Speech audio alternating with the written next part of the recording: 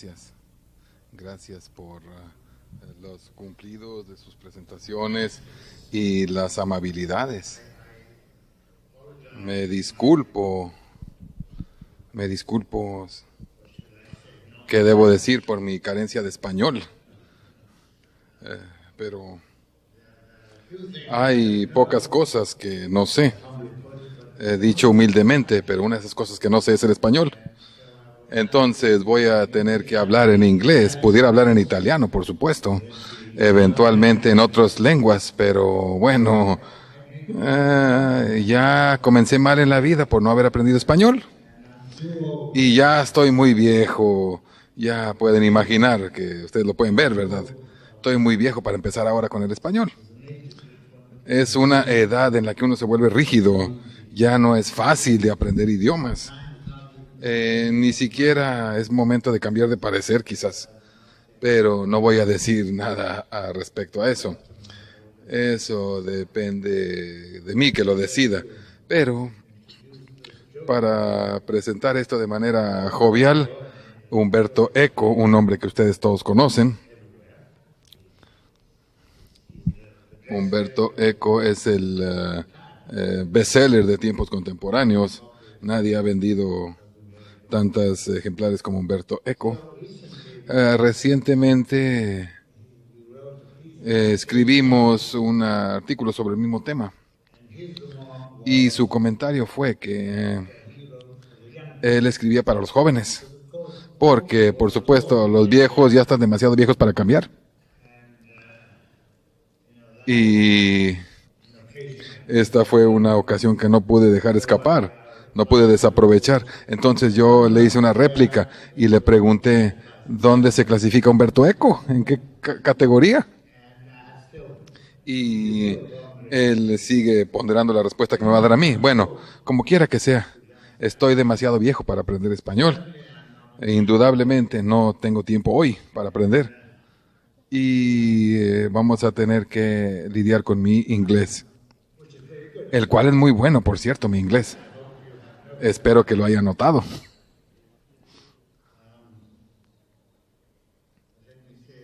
Permítanme decir lo complacido que estoy de estar aquí. No los puedo ver, pero hay alguien ahí enfrente, ¿verdad?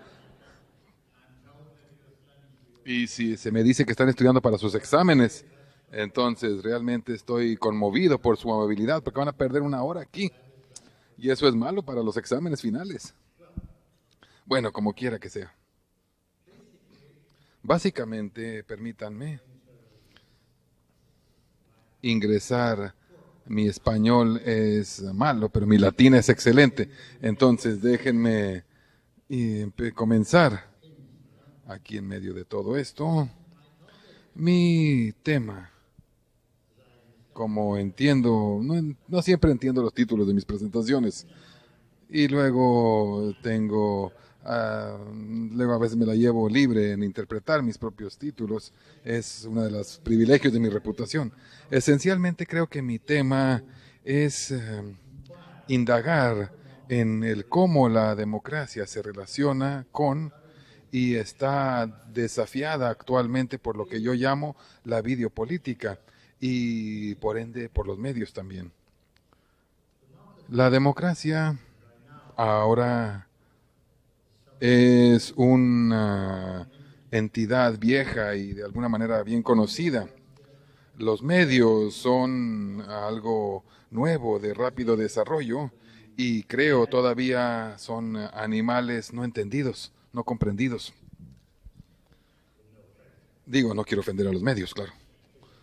Es sentido figurativo. Los medios es una abreviación de los medios masivos de comunicación. Estos incluyen preeminentemente periódicos, radio, televisión y el Internet, para decirlos menos. Los diarios y la radio tienen 2 siglos y un siglo de edad aproximadamente. La televisión es más o menos, tiene medio siglo de vida y creo que sí está preciso porque La primera vez que vi la televisión fue en el año 50 en Nueva York, pero los creadores, los que lo inventaron, lo vieron antes, pero ese fue más o menos el inicio de la televisión. La televisión, como decía yo, tiene más o menos medio siglo y el Internet es un reciente y poderoso recién llegado. El gran divisor, en mi opinión, la gran división está entre los medios de palabra, diarios y radio, y los medios visuales, en base a imágenes, predominantemente la televisión, por otra parte. En esta presentación, el medio por excelencia como lo diría mi gran francés, el excellence, el cual que destaco más es la televisión en esta presentación. Para estar seguros, todos los medios son relevantes y tienen relación con la democracia. La democracia supone un demos informado o relativamente informado. Por lo tanto, una democracia sin medios, con un público totalmente a oscuras, en un vacío del estado de las noticias, casi parece inconcebible. Entonces, todos los medios entran al proceso de informar a los demos y, por lo tanto, en la formación de la opinión pública. Sin embargo, en el transcurso de las últimas décadas, la televisión se ha convertido en el medio decisivo. Sigue sin estar desplazado, si es que alguna vez lo será, por el Internet. Esta es una conjetura. Pero es mi conjetura hasta ahora. ¿Por qué es así? Mi libro Homo Videns, latín, se destaca en la distinción, tengo que repetirme a veces, yace en la distinción entre una cultura, uno, base palabras, escrita, y dos, una cultura visual en base a las imágenes. En la primera concebimos entidades abstractas que no vemos. Lidiamos con un mundus inteligibles en base a conceptos. Y en el caso del segundo, estamos confinados al mundo que vemos. Esto es para decir, a la percepción de los visibles concretos, al ámbito de los mundus sensibilis, el mundo de los sentidos. Latín, por supuesto. Ahora, en teoría, estos son o debieran ser complementarios. El mundus inteligibles de lo no visto presupone y edifica sobre el mundus sensibilis de las cosas que sí vemos. Entonces, los conceptos, aquellas cosas que concebimos con nuestra mente, requieren perceptos, las cosas que percibimos con nuestros ojos. De manera conversa, el percibir sin concebir es un ver sin entender, es una vista estúpida. En teoría, entonces, esto debiera ser lo que ahora llamamos técnicamente un juego de suma positiva, un juego donde todos ganan, un juego de suma positiva. En la práctica, sin embargo, estamos atestiguando un desarrollo de suma negativa. Para la interacción de suma positiva, puesto que la interacción de suma positiva entre las cosas percibidas, el perceptum, y aquellas cosas concebidas, que son los conceptos, esto está siendo volteado de cabeza por la inundación de lo visible, por el ingreso masivo en el proceso cognitivo de una visualización interminable que ya no está confinada por la proximidad como en el pasado, sino que se ve a lo lejos desde cualquier distancia. Televisión, visión a distancia. Ese es el significado. Y toda vez que el pensar en lo invisible, los conceptos, es una tarea dolorosa, no es sencilla. Ver es fácil. La victoria de los ojos sobre la concepción fue una victoria sencilla, pero esto es lo que yo estoy debatiendo, quizás esté equivocado. Mi argumento es que es una victoria devastante. Pueden notar que la diferencia entre el mundo de los animales, sin ofensa por supuesto a un amante de los animales, entre el mundo de los animales y el mundo de los humanos, eh, yace enteramente sobre nuestras capacidades abstractivas y por lo tanto en construcciones mentales abstractas. Dejando a un lado la comprensión científica, por supuesto, esto es más intrínseco, todavía más. Dejando a un lado el entendimiento científico, permítanme ilustrar rápidamente el punto con los conceptos que han creado la democracia y la han sustentado. Los conceptos de mi plática, por ejemplo, el consenso, la nación, el Estado, la soberanía, la representación, libertad, igualdad, justicia, legitimidad, legalidad y así sucesivamente. ¿Son visibles estos acaso? No, por supuesto. Ninguno de estas construcciones mentales son visibles. Todas son ideas que en verdad no tienen ningún equivalente visual. Los entendemos, pero no los vemos, si es que los entendemos. Pero sin duda no los entendemos viéndolos, porque no son visibles. Ahora, algunos de estos conceptos pudiera pensarse que tienen alguna representación visual. La igualdad, por ejemplo.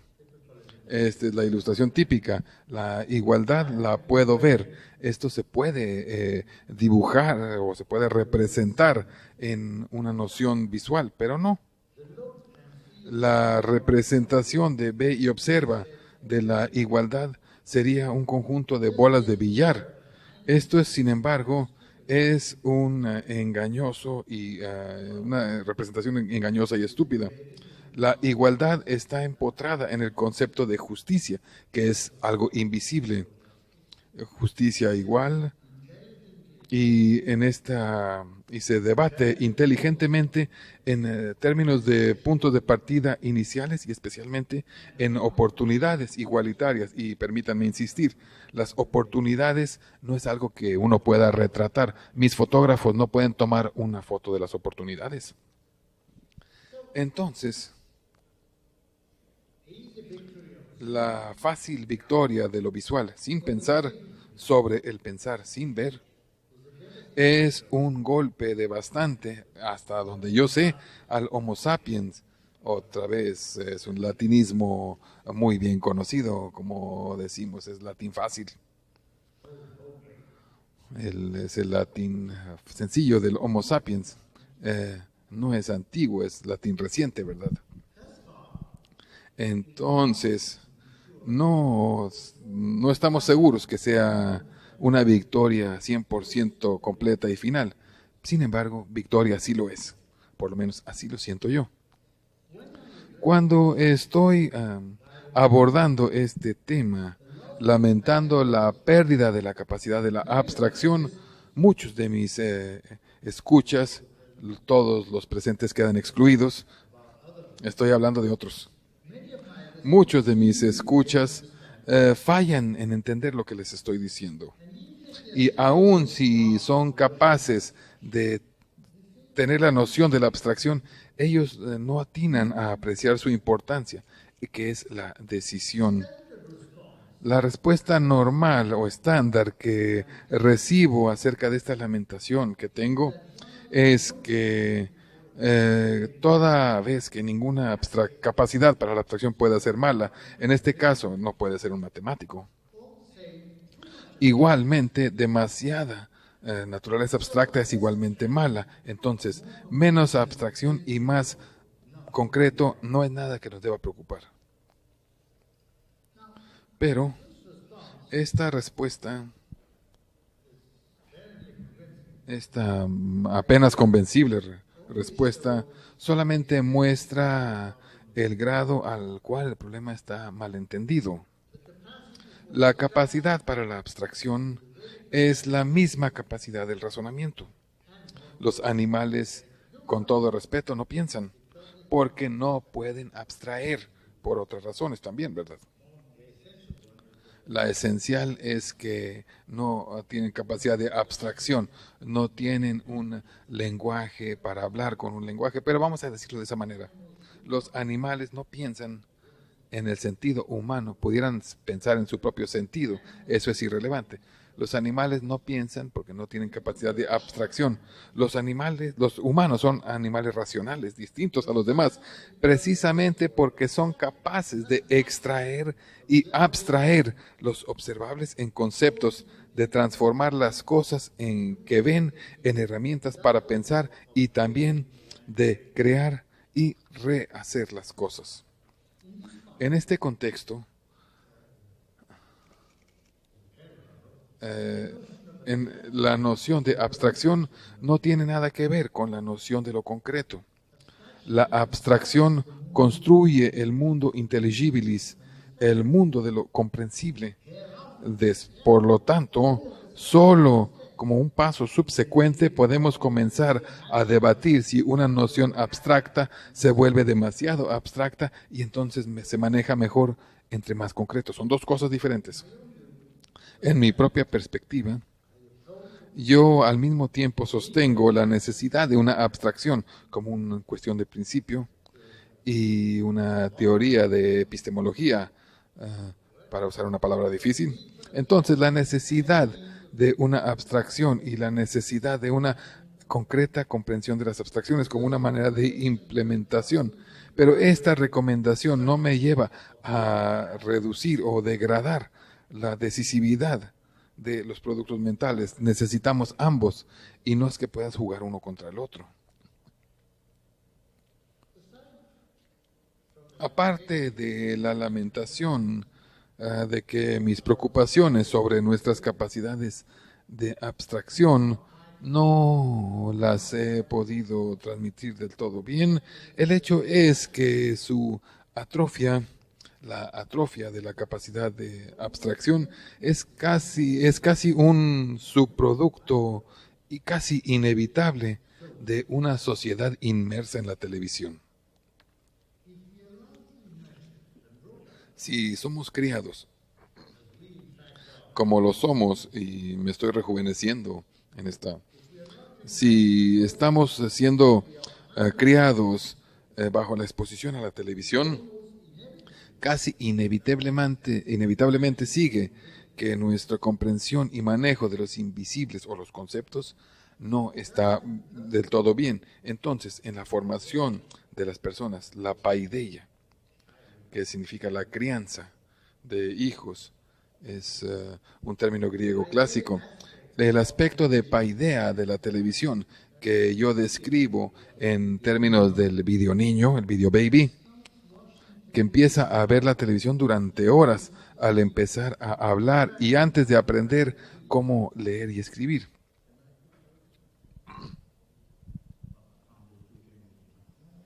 No puedo hacer dos cosas a la vez, así es que no, es muy difícil para mí. Tengo muchas capacidades, pero no esta, por supuesto. Al rato aprendo. Este niño empieza a ver televisión por horas, al apenas empezar a hablar y antes de aprender cómo escribir y leer. Esto para ahora ya parece normal, pero si lo piensan bien, es algo que aterroriza, porque este comienzo imprime al ser humano durante toda su vida. En el comienzo se nos dijo, estuvo el verbo. Ahora en el comienzo tenemos la imagen. El mundo consiste para el video niño de los visibles, de las cosas que ve, punto. La vida de nuestra juventud, por lo tanto, está dominado por lo visto, no por las ideas ni los conceptos. ¿Cierto? Estoy exagerando ligeramente, pero estoy transmitiendo el mensaje. Es cierto, la pantalla no está muda. Las imágenes están acompañadas por palabras que las explican. Pero estas palabras son contornos. Su función es complementar la imagen. Las palabras ya no tienen el centro de la atención. Y esto es para decirlo, las palabras que explican imágenes tienen poca, si es que tienen función cognitiva. Están confinadas a un papel auxiliar. En Homo Videns, las condiciones visibles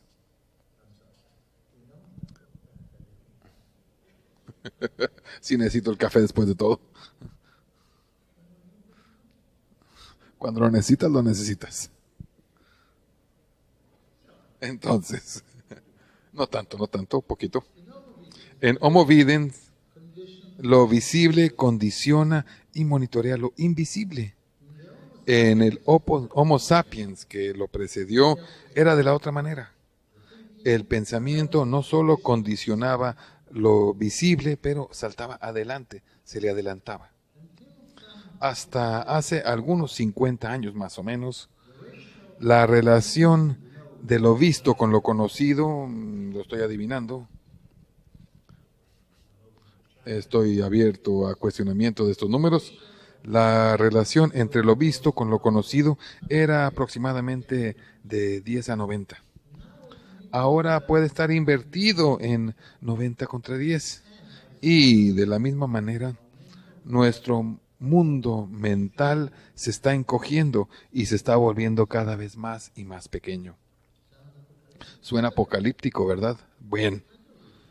Sí, quiero despertar una alarma en ustedes y cualesquiera que sean las relaciones, que son meramente números, cualquiera que sea la relación. El caso es que estamos confrontados indudablemente con una mutación genética que escapa al reconocimiento, porque un recién nacido no se compara a sí mismo con los nacidos antes. Uno no sabe cómo era su padre o su abuelo. Uno no sabe cómo fue su abuelo. Entonces, este tipo de comparativo transgeneracional no ha ocurrido. Entonces, cada generación siente que su estado de ser es el normal, que cada generación siente que así han sido las cosas siempre. No se da este tipo de evaluación, si estoy mejor, peor o diferente. No ocurre este juicio. Y no ocurre especialmente ahora porque hay este tipo de conflicto intergeneracional o distancia intergeneracional. Los jóvenes se enorgullecen de ser diferentes a sus mayores, pero no saben lo que son sus mayores. Son polémicamente diferentes en las exterioridades. Yo digo me gusta el rojo, ellos dicen me gusta el azul, está bien, pero no saben realmente cuál es el estado, cuál fue el estado de la existencia antes de la televisión. Eso es lo que quería puntualizar. Ahora, para subrayar lo anterior, un poco apocalíptico, pero como dije, está bien. Para subrayar lo anterior, déjenme preguntar, ¿qué pasa con el video niño cuando crece? No le pasa gran cosa. Él se avanza lentamente a través de una escuela que le aburre. No le aburre tanto, ¿verdad? No esta gran universidad. Y la escuela de la que les hablo les aburre terriblemente. Y una escuela que está inclinándose más hacia los visuales para atraer su cada vez más reducida atención. Y una escuela donde aprende poco y olvida mucho de lo que aprende. La escuela misma. Tienes que a veces empezar de la nada. Digamos que la escuela misma está dirigida por antiguos videoniños que a su vez ya no saben cuál fue la cultura en base a la palabra. Entonces, esto está resultando ser un círculo vicioso y una espiral descendiente. Para estar seguro, estoy lidiando aquí con tendencias. Hay muchas excepciones. Espero es más allá de lo que puedo percibir y saber. Y si estoy muy pesado en esta generalización, esto se debe a que espero que estas tendencias puedan ser contrariadas y revertidas. Pero los peligros se combaten solamente cuando están percibidos completamente y aún mejor cuando son exagerados. Y no hay nada mejor que la exageración porque atrae la atención, especialmente en estos tiempos, en la era de los medios. Basta de esto. Finalmente avanzando, diríamos, cómo las premisas anteriores impactan la democracia y su prospecto. Como indica mi título o sugiere, el puente que conecta en mis premisas y esta pregunta es la información. Pudiera haber otras, pero estoy enfocando este puente nada más. Si la democracia es, como lo es, una política cuyos ciudadanos tienen una voz final o importante en asuntos públicos, entonces no puede quedarse la ciudadanía desinformada respecto de asuntos públicos. Como educador, y todos tenemos nuestros sesgos profesionales, yo admito que he sido catedrático toda mi vida y no hay ninguna, no me da pena como educador, quisiera una sociedad informada con piernas más fuertes que lo que permite un Homo videns.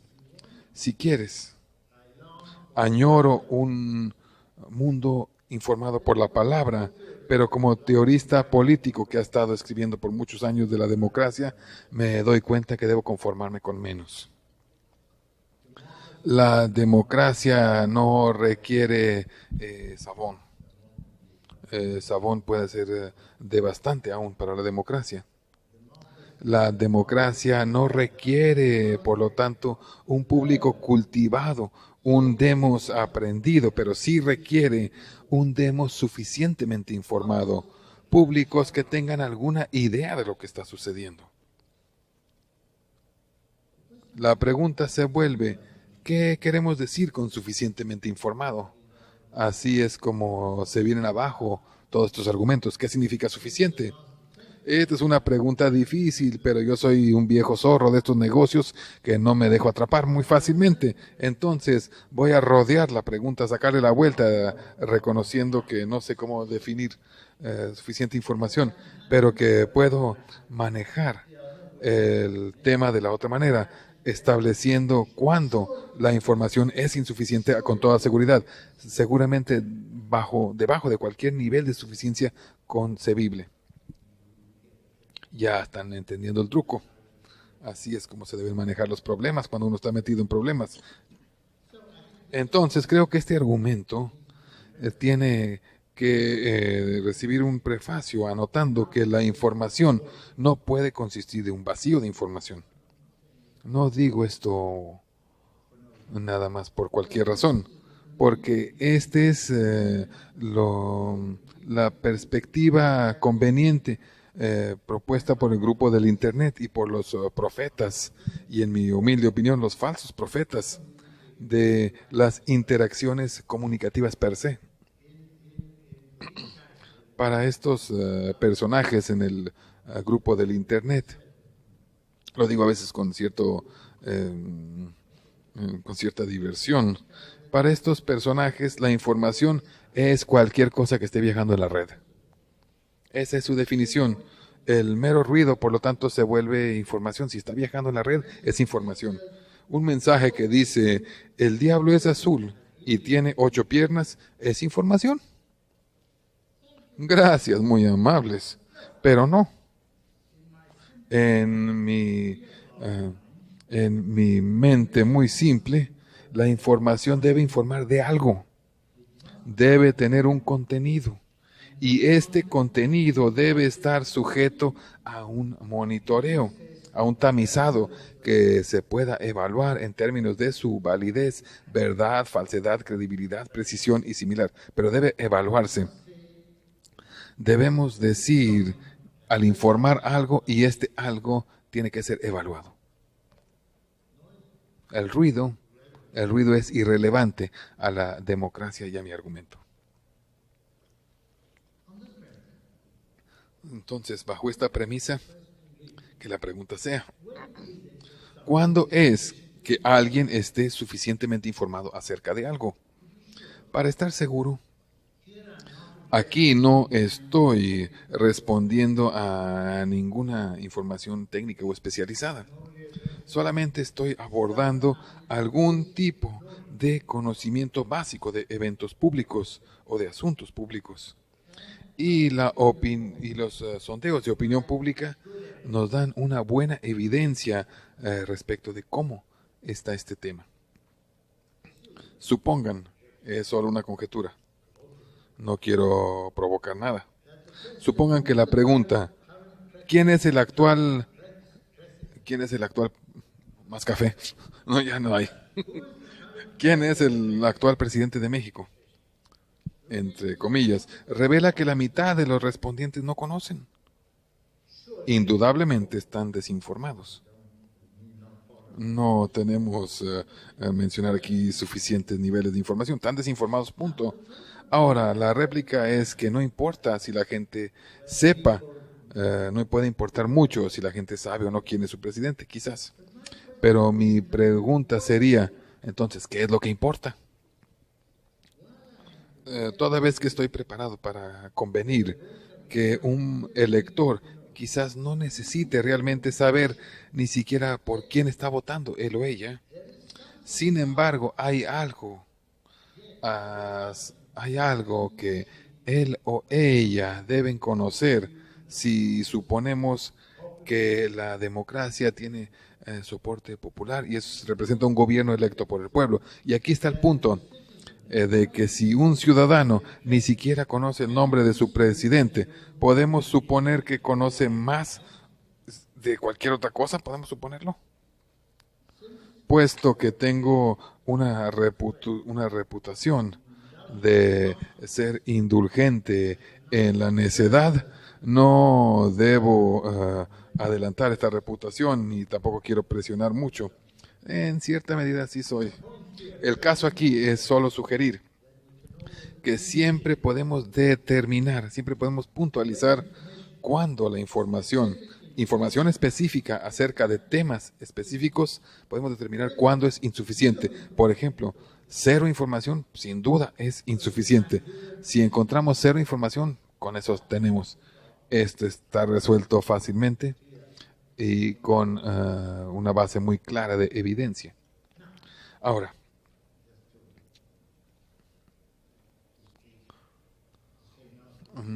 déjenme decir cosas malas de mi propio país. Es mi tema preferido. En Italia hemos recientemente, aquí sí tengo información. En Italia recientemente hemos estado discutiendo acaloradamente día con día la reforma constitucional desde hace un par de años. Estas reformas se debatieron dentro de una comisión parlamentaria conjunta de las dos ramas del Parlamento, llamadas bicamerales, que son bicamerales, compuesto de miembros de las dos cámaras. Resultó que una mayoría de italianos eran incapaces, después de 2 años de exposición diaria en este tema. La casi gran mayoría de italianos fueron incapaces de explicar el término bicameral. En Italia hemos sido dispensados de mayores sondeos, pero la sospecha es que para muchos italianos bicameral significaba 2 recámaras o una cuarto doble de hotel. ¿Sería información suficiente esta? Supongo que no. Ahora, volviendo a cosas serias. Es cierto. Estoy totalmente convencido de esto. Montanelli y yo hemos mencionado de esta suspicacia. Creo que es irle mejor con la esposa, con bicameral. No, pero déjenme ahora decir de lo que es en general. ¿Qué es en general El desempeño noticioso de la televisión. Ahora sí estamos tocando algo, estamos llegando al corazón del tema. Para estar seguro, la gente conoce de política, de eventos públicos, también a través del chisme, del internet, es muy bueno para eso. Y las mujeres también son muy buenas para eso. Del chismorreo, de periódicos y televisión y radio. Pero más efectivamente, recuerden que la eficacia de las imágenes tritura la eficacia de las palabras por medio de la televisión. La televisión puede suponerse que es la agencia más grande de formación de opinión pública, puesto que la información es la piedra angular de la formación de una opinión pública. La pregunta pudiera reformulada concretamente de esta manera. ¿Cómo informa la televisión? Muy bien, no se sorprendan. Esto es... La televisión informa muy bien, excesivamente bien, en homicidios, accidentes, inundaciones, niños que desaparecen, padres que están llorando de acerca de algo y toda suerte de trivialidades locales. Pero informa de una manera muy pobre a la hora de ilustrar y explicar los asuntos públicos. Por supuesto, yo no conozco mucho de México. Es una renuncia hipócrita, pero bueno. Pero vivo tanto en Estados Unidos y en Italia. Y estoy familiarizado con el desempeño de los medios europeos. Y entonces puedo afirmar tajantemente que en todos los casos que conozco, que son bastantes, los asuntos públicos y el desempeño noticioso político de los televisión es muy inadecuado y ha estado deslizándose lamentablemente. Incluso la BBC de Inglaterra ya no es lo que era.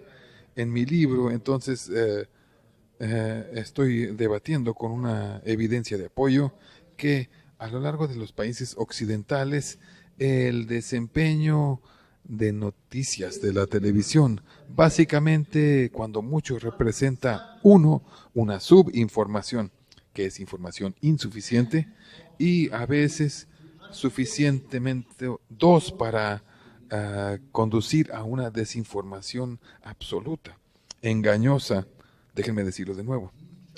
Estas acusaciones no abordan lo que la televisión hace en entretenimiento y en atender al homo ludens, perdonen por mi latín, el hombre lúdico, el homo ludens, la necesidad de relajo y de diversión, de relajamiento de nuestras vidas, al homo ludens, que son las necesidades juguetonas y de relajamiento de la vida. Si les gusta bien, no me importa mucho. Mi acusación solamente está en cómo se desempeña la televisión en su formación de la opinión pública y en formar ciudadanos capaces o incapaces de desempeñarse como tales. Este es mi único punto, pero esta es mi definición profesional. Y tenía razón. Puesto que ya se me está acabando el tiempo, déjenme, y mi café ya se acabó, debo avanzar. Para debatir mi argumento, la observación preliminar es esta, que es colosal. Las imágenes no mienten. De hecho, pueden mentir tanto como las mentiras verbales. Por ejemplo, vimos una foto de alguien matando a alguien más. Esto no lo representa quien es. Aquí hay una imagen.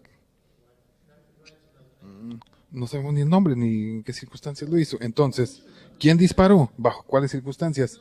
Esto no lo dijo la imagen. Por un lado, la fotografía puede ser falsa. Esto no sucede con mucha frecuencia. Y entonces, por supuesto, la voz puede omitir o a veces omite las circunstancias o las recuenta de manera falsa. Entonces, en ese caso, la fotografía está apoyando una mentira. Ahora, esta es una premisa. Quedemos claros. Estoy volviendo al argumento. La información inadecuada puede ser tal que puede ser primero un recuento de una omisión y luego, como ya sabemos, puede ser una subinformación que se suma a esta desinformación. Omisión, desinformación. Le tengo que aclarar todo esto. La omisión se aplica a eventos que no están cubiertos, que nunca aparecen en la pantalla. Estoy seguro que mucha omisión es inevitable. Sin embargo, la cantidad de omisión traída por la televisión, al comparar la cobertura noticiosa con el rol, la cobertura de los periódicos es sorprendente y creo que esta relación sería 1 en la televisión a 10 con los medios impresos. No creo que represente más. En algunos periódicos es diferente, pero la cantidad de omisión, la no cobertura que la televisión necesariamente incluye, no estoy contra nadie, comparado con las posibilidades de cobertura del medio impreso, que son desproporcionales. Ahora, entonces creo que esta relación, como dije, puede ser de 1 a 10. En parte, esta sorprendente sesgo es traído por la escasez de tiempo de televisión. Es una cosa técnica. El tiempo de televisión pues es caro. Sin embargo, más importantemente, la televisión elimina básicamente lo que no se puede fotografiar. Es lo que no se puede ilustrar. Esto en parte es una limitación traída por el medio mismo. Aun cuando recuerdo que en los viejos tiempos los buenos locutores llenaban cuando las fotografías no estaban disponibles. Recientemente hubo un sismo en California. La televisión, las imágenes llegaron muy tarde, pero había alguien contando la historia. No quería hablar si no hubiera fotos. Así era la cobertura. Un sismo. Y es una de las cosas más importantes de la televisión. Todo iba por los medios. Como quiera que sea. El caso es que este fue un desastre. Es un sesgo desastroso, porque aquí tenemos un instrumento que no puede cernir el recuento de la significancia e importancia de los eventos, sino que se refiere simplemente a la base de tener una cuadrilla que pueda estar en el punto. No me sorprende, pero es totalmente cierto. Si trabajas con la televisión, no es televisión, sino va la cuadrilla. Entonces, un miembro del Parlamento que se tropieza frente a una cámara sale en el aire, mientras que la gente asesinada por Saddam Hussein, va siendo un caso extremo, ellos no salen en la televisión porque el dictador de Irak no permite que la televisión libre ingrese a su país. No, es sorprendente. Sobre este recuento solo, yo diría que un 70-80% del mundo resulta ser invisible. Y de la misma, y en parte porque no se puede ver, y en parte porque una cámara no puede estar ahí, o es demasiado caro tener una cámara ahí. Tendrías que tener 10 gentes ahí, un camarógrafo, audio y demás, para tener las imágenes. Entonces es en parte porque mucho del mundo es invisible pero también porque en la televisión no está ahí la cámara. Entonces, el resultado es que 70-80% del mundo resulta ser invisible y de la misma manera es un mundo no existente. Es lo que no se ve en la era del ver, no existe. Es solamente en principio que la televisión ve lejos y todas partes. En la práctica ha creado un mundo más pequeño y no supervisado que el que era cubierto en el pasado por la prensa escrita. En segundo,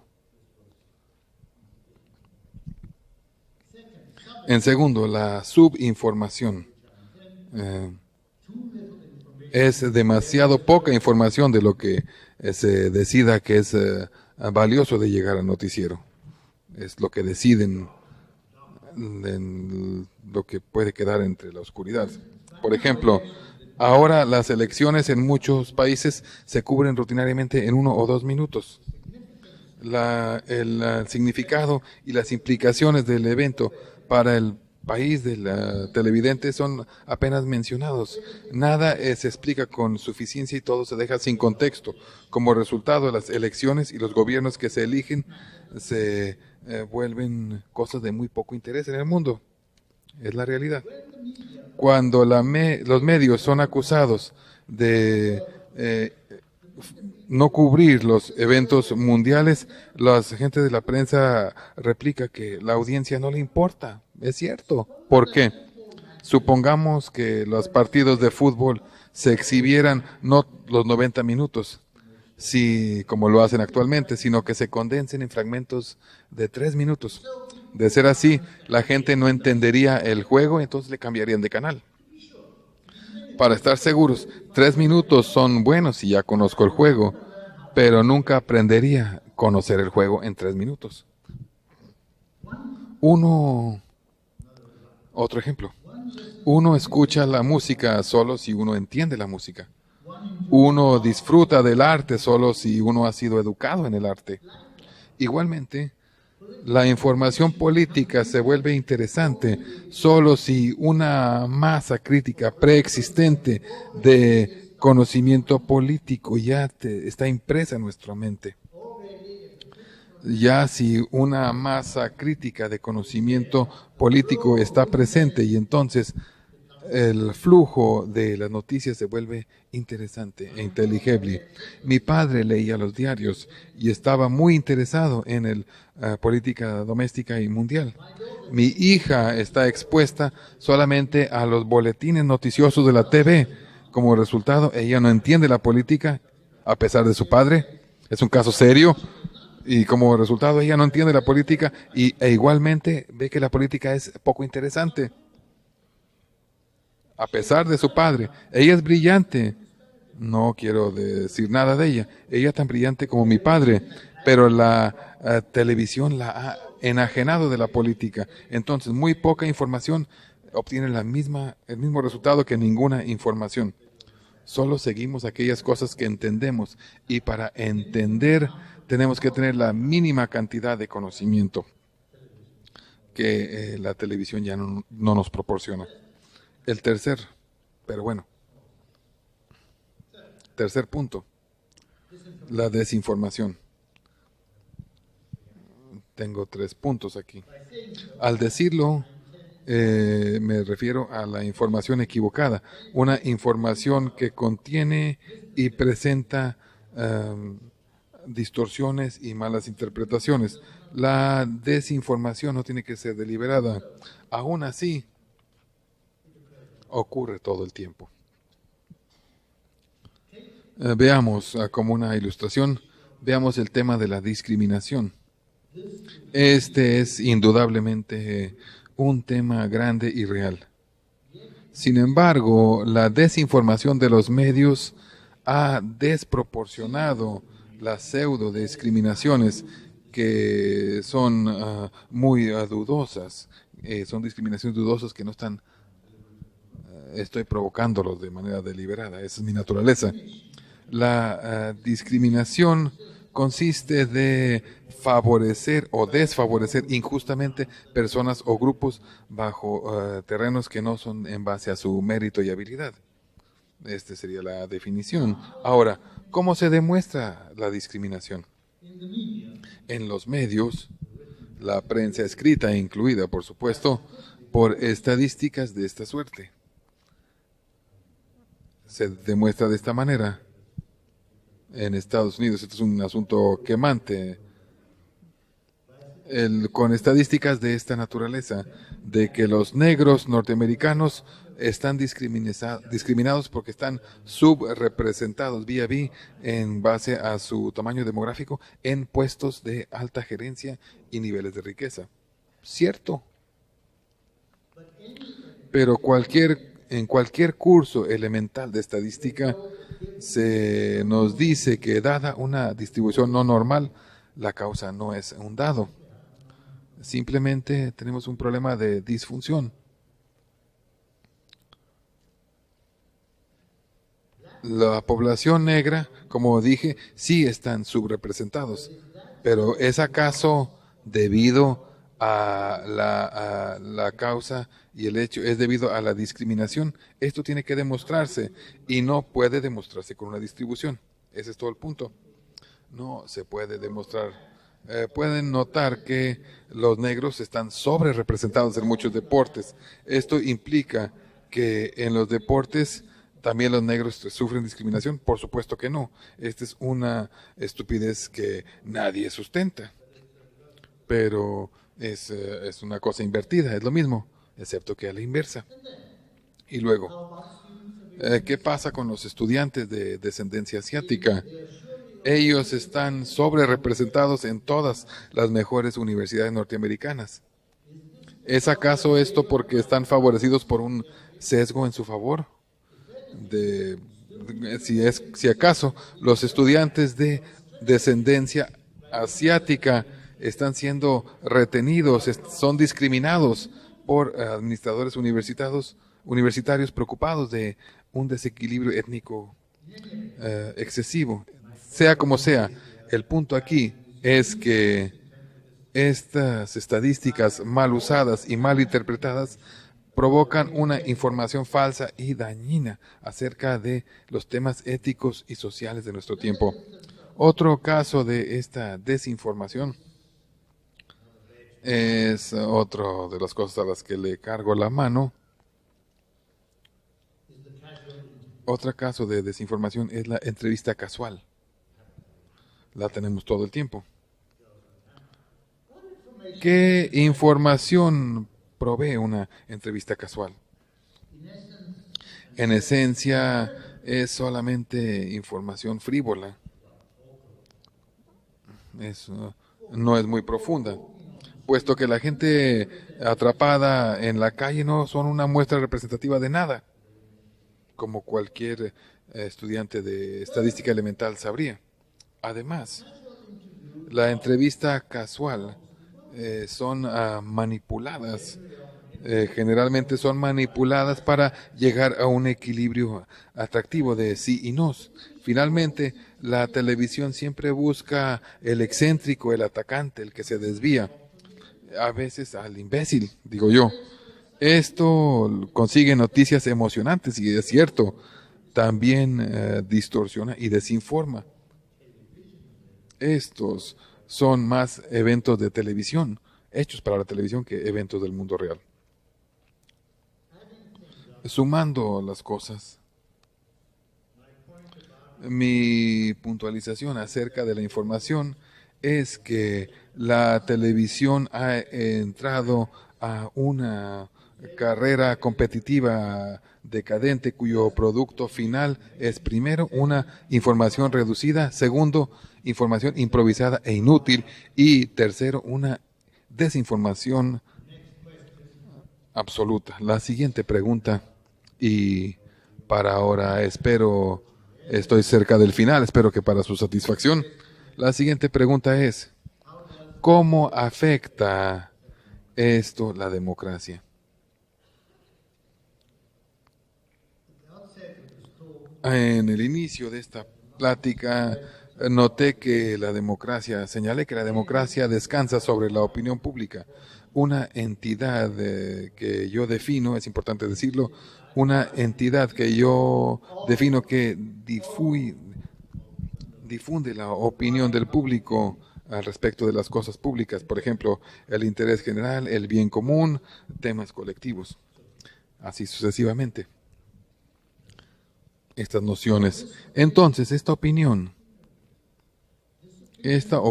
debe ser de alguna manera y en cierta medida dirigida interiormente, generada de y dentro los demos mismos. Debe también tocar intereses públicos, preocupaciones públicas, no solo porque tiene que ver con cosas públicas, no solo que está generada desde adentro. De lo contrario, no es una definición importante de la opinión pública. Puedes tener opiniones de gatos, perros, música, lo que sea, pero esto no es la opinión pública. Entonces no son relevantes en realidad a la cualidad y los asuntos de la democracia. Y por lo tanto no es relevante a la gente que está preocupada con la calidad del bienestar público, del poder político y demás. Que es una abstracción, una noción abstracta, pero que puede afectar profundamente nuestras vidas. Ahora bien, yo no tengo el teléfono, ¿eh? Dios no permita que tenga alguna vez un celular. Ahora, el caso es, he estado diciendo, en las recientes décadas y con el advenimiento de la videopolítica, la opinión pública ha sido empobrecida. Ahora quiero decir que también ha sido subyugada desde el interior, como ya destaqué. Para ser digno de su nombre o de su función, la opinión pública debe ser una opinión espontánea, creada interiormente. He analizado en otras ocasiones, no voy a entrar a esto, he analizado cómo el proceso de la formulación de la opinión puede producir, de manera milagrosa quizás, pero puede producir una opinión autónoma desde las bases, desde las raíces, en la cascada de opinión pública. Esta es la que yo he seguido en esta demostración. Entonces, he mostrado en otras ocasiones cómo la opinión pública puede ser una opinión desde las bases, desde las raíces. Aquí debo confinarme a esta observación, que tenemos más y más opiniones que se encuentran en el público, pero que no son creadas por el público. La mejor evidencia de esto es en la llamada democracia de sondeos. Los sondeos se han convertido en pervasivos y muchos gobiernos están monitoreados y dirigidos por los sondeos. Yo les digo que esto es una falsedad. Los sondeos se supone que revelan la voz del pueblo, pero la voz del pueblo, esto es para decir una opinión pública, como acabamos de ver, está erosionándose tanto en su autenticidad y en su poder. Hay mucho menos opinión hecha por el público y hay más una opinión que cubre todo. Déjenme preguntar esto primero. ¿Cómo se efectúan estas encuestas o sondeos? Un sondeo de opinión consiste de respuestas que se dan a preguntas hechas por un entrevistador. Ahora, sin embargo, y para comenzar, la formulación de una pregunta condiciona la respuesta. Si tú le preguntas a alguien, ¿eres provida?, en lugar de preguntar si una mujer debe decidir si tiene hijos o no, el tema es el mismo, pero las respuestas varían hasta un 20%. En temas complejos, la formulación de la pregunta puede introducir una varianza del 50% en las respuestas. Tenemos evidencia de esto por ejemplo, tengo muchos casos de esto en las preguntas que se preguntan a los británicos. Puedes preguntar una pregunta de muchas maneras diferentes y la varianza es del 50%. Es sustancialmente importante. Haciendo esto a un lado, los sondeos a veces aprovechan la pura y simple ignorancia del que responde. A veces nos da pena decir no sé. Entonces puedes preguntar, ¿qué piensas de la ley sobre los metales metálicos? Un ejemplo citado. Y sin embargo, lo absurdo de esta pregunta, a pesar de lo absurdo, un tercio de los entrevistados expresan una opinión. Suena increíble. Habiendo dicho todo, los sondeos abordan y revelan opiniones que, uno, son fácilmente manipuladas por la formulación de la pregunta misma, dos, son demasiado débiles, su intensidad no se evalúa, no, son epidémicas casi. Y tercero, son casi invariablemente volátiles, con unas fuertes oscilaciones en pocos días. Lo vemos en las elecciones, las oscilaciones son enormes, entonces son fugaces. Y cuatro, eventualmente se inventan sobre la marcha, como el caso de los metales metálicos. ¿Es acaso esto la opinión pública? No. Sin duda, en el pasado, la opinión pública se caracterizaba, así era el mundo, la opinión pública se caracterizaba por la viscosidad, como un pegamento, por su resiliencia y si por cualquier cosa, que era insensible al flujo de los eventos y estaba muy empotrada en la memoria histórica. Entonces parecería que la característica respectiva de las opiniones de sondeos y la opinión pública por el otro parece que están a la guerra. Y lo que yo contiendo aquí es que los sondeos ni siquiera son un equivalente funcional de la opinión pública. Indudablemente los sondeos no revelan la voz del pueblo, solamente revelan la voz de los medios en el pueblo. La democracia de sondeos es, por así decirlo, un eco, un reflejo de los medios mismos. En los sondeos o encuestas, la gente dice lo que los medios dicen. ¿Por qué no? Como una democracia, la democracia de sondeos es una democracia falsa, espuria, y de la misma manera los gobiernos dirigidos por sondeos resultan ser una manera peligrosamente irresponsable de gobernar.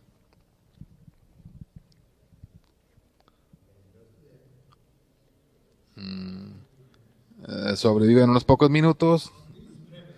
Bajo estas premisas uno puede ponderar si lo que estoy a punto de concluir es si la democracia está en riesgo.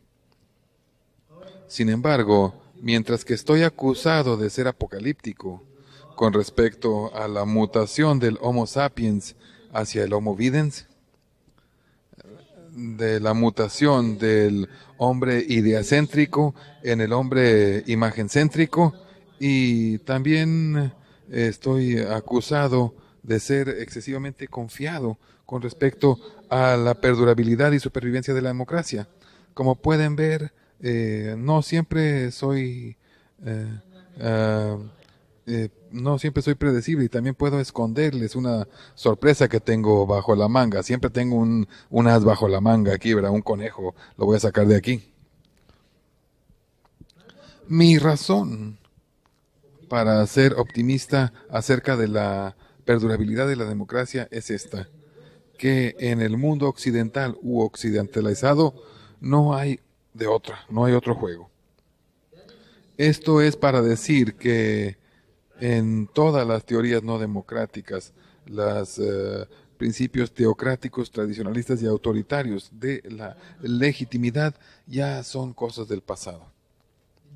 En el mundo modernizado, en el mundo actual, Dentro del mundo modernizado, hemos todos llegado a creer que solo un gobierno electo por el pueblo, por medio de elecciones libres, justas y recurrentes, es un gobierno legítimo con derecho a ejercer lealtad y obediencia. Entonces, a pesar de tanto que se ha dicho de la supervivencia de la democracia, destaco que en México y en la gran parte de América Latina hay más democracia hoy que hace algunas décadas, y esto es un hecho. En esto mucho depende, por supuesto, de qué tanto se considera necesaria y suficiente una democracia. Si la democracia se define como un sistema de un gobierno constitucional controlable y restringido que descansa sobre una legitimidad popular, que sustenta leyes igualitarias y protege las libertades de los ciudadanos, esta democracia mínima no está en peligro. Aún si el demos está empotrado en su autonomía y en su competencia por los desarrollos que he estado presentándoles, aún así, siempre y cuando nos sujetemos a una democracia representativa donde la gente decide por elecciones quién va a decidir por ellos, siempre y cuando este sea el caso, aún con un pobre electorado, es mejor que no tener ningún electorado. Y aún un electorado pobre puede hacer la función en una sociedad representativa. Y sostengo que esta democracia mínima puede desempeñarse en el futuro como lo ha hecho en el pasado. Esta democracia sigue siendo vigente. El futuro de la democracia pudiera ser ominosa.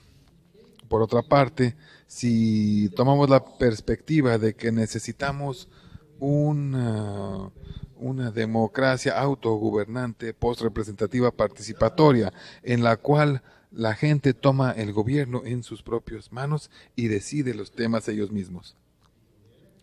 La gente lo decide y ellos mismos lo ejecutan. Esto sería bueno en principio. Pero esto sería bueno en sueños y por supuesto en principios. Puedo escribir un recuento de democracias diciendo de esto, pero este programa, temo, está en contra de toda la evidencia y no está sustentado por un solo centímetro de credibilidad empírica. De acuerdo con la evidencia que acabo de revisar, la democracia post-representativa es infactible y catastrófica. Es difícil. Entonces, mi sentido es que toda vez que una democracia mínima es un animal para todas las temporadas, la democracia maximal es un animal proclive al suicidio. Dicho de manera diferente, me muestro optimista con la democracia mínima y soy un pesimista acerca de la democracia máxima. Tengo dos cosas, creo que tengo sucios los lentes ya. Lo anterior no implica que... Mejor la dejo así. Sí puedo leer sin anteojos. Lo anterior no implica que estoy contento con lo que tenemos. Aún sí creo que la democracia pueda seguir y estoy no muy contento con el empobrecimiento de los demos que ha traído lo que algunas personas llaman una teledemocracia. Una teledemocracia por el hombre que ve y por los medios y los desarrollos de información. No son desarrollos, sino son retrogresiones. Quiero, por estas retrogresiones que he presentado a su consideración. La videopolítica y más en general, la videocrancia y la videopaideia están aquí para quedarse. Son inevitables. Inevitables. La tecnología está ahí. No hay manera de regresar. Y no soy lo suficientemente tonto para creer que vamos a regresar. Mi postura, sin embargo, es que no son inevitablemente lo que se han convertido. Las videoelecciones no deben convertirse en una mercadotecnia y espectáculo. La videoformación de los seres humanos debe y puede mejorarse responsablemente. Los padres y las escuelas también deben rediseñar sus cursos. Entonces, hasta ahora hemos adoptado una ruta de menor resistencia. Es tiempo y es muy urgente pelear, combatir. Cualquiera cosa que soy, la gente tiene muchas opiniones de mí. Lo que sea que pueda hacer, yo no soy un combatiente y espero que se me unan ustedes en esta pelea y que espere suceda antes de la crianza. Gracias. Even without glasses. Yep.